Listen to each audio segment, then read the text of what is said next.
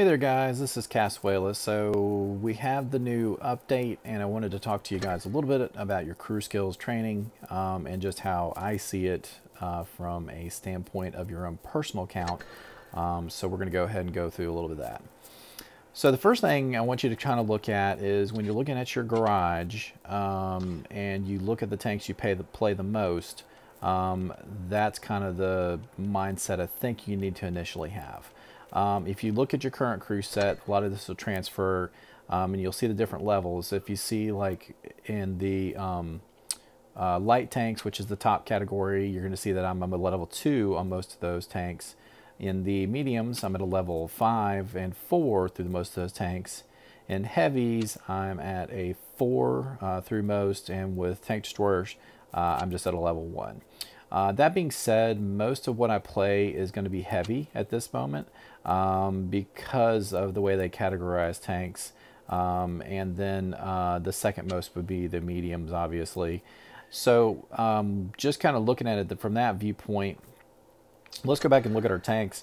If I filter it out and I look at the heavy tanks that I have in my garage, most of the things that I play are going to be heavy. So you're looking at the T-34, which is one that I play considerably much in tournaments.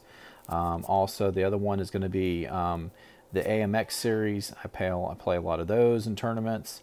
And then as Clan War starts off, you know, we're looking at a determination of what we're going to play there, but most likely it's going to be Tier 9. So I have 2 Tier 9 heavy tanks that we're going to be playing there. The other one would be mediums. So you see I have a good collection of mediums that I use a lot. The Cromwell, the Object, and obviously the T-54 is going to be a Clan War type of thing. So it makes more sense for me when I look at the skills to modify my medium and heavy tanks. Now, looking at the different categories in the medium tanks, we'll start off with those. There's different things. There's Rage, Penetration, Mentor, Smooth, and Smooth Turn Traverse. Just looking at the different categories, I think Smooth Turn Traverse is probably one of the most important categories, just in my personal opinion, because it decreases my dispersion. And that's kind of critical as far as you know, fighting with a medium tank. You want that target locked in as quickly as possible. So we'll talk about and then Rage being the second one for me. I think those are probably and look at the percentages also that you can evaluate with that.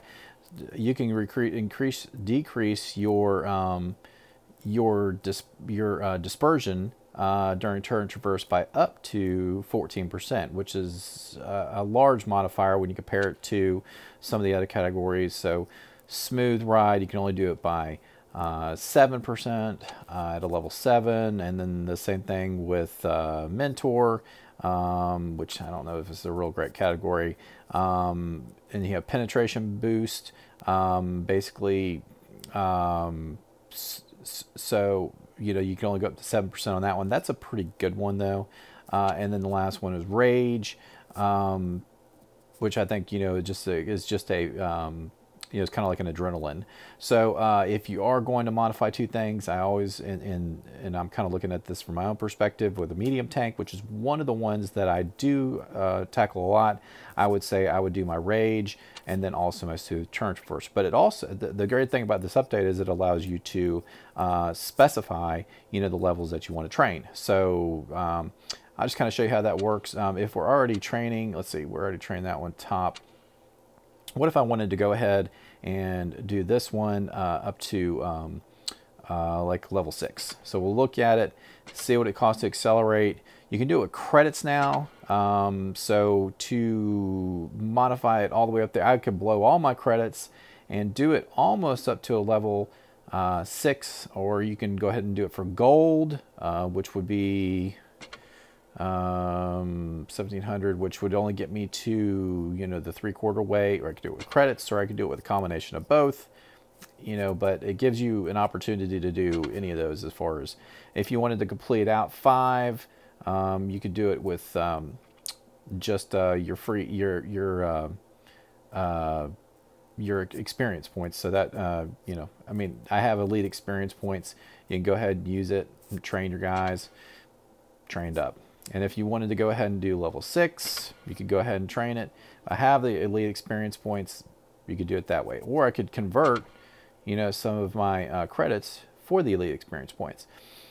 So say like I wanted to do, so I just am at a, so as you can see, I can specify which ones. I'm a level 6 as far as my rage is concerned. And then I'm only at a level 4 with my smooth turn reverse. So what if I wanted to train that one? I can accelerate it again, use some of my free experience. I'm going to go ahead and train smooth turn reverse. So it's trained up. So now I'm at a level 5. That leaves the other levels, you know, lacking, but at the same time, those are the things that I feel like I use the most.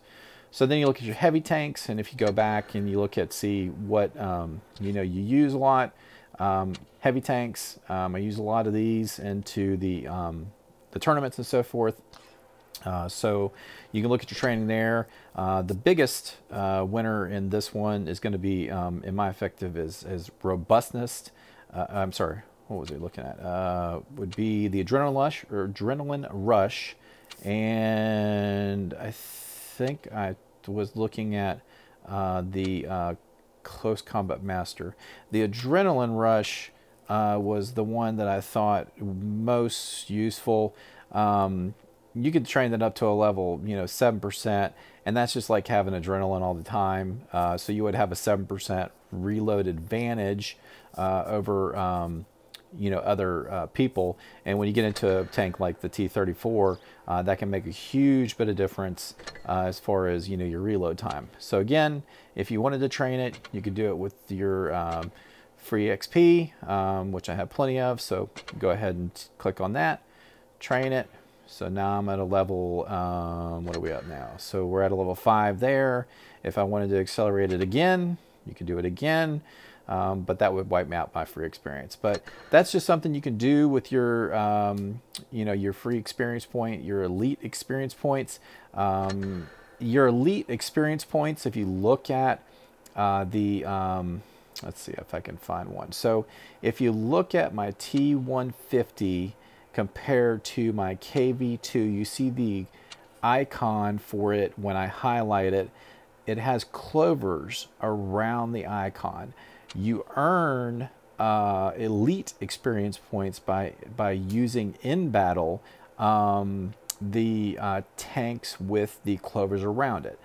So I've earned upgrades. You can see it's 27, 6, 8, 9, 3 to the right of the battle. That's how much elite experience I've earned with that KV2. Not much there. Let's see. This one has clovers, 53, 52. What else here? It's all right now, I think. 62 on that one. So they're the ones I've earned elite experience points on. So anyway, so that's a little quick information about what I view as the best options when you're using elite experience points, how to use them. You know, I think they're worth your time for some of the crew skills. Some of the other ones I just don't have you know, confidence that they're just real useful. But you know, each person, you know, drives their tanks in different ways and is you know, and likes to use different types of tanks. And I would just say, you know, use your crew skills to your advantage and modify the tanks that you drive the most. And then the other ones, you know, you could do whatever you want with those. I choose to modify the things that I deem as specific to my needs. Anyway, so I hope that helps. And you know, if you hit me up if you have any questions. And good tanking.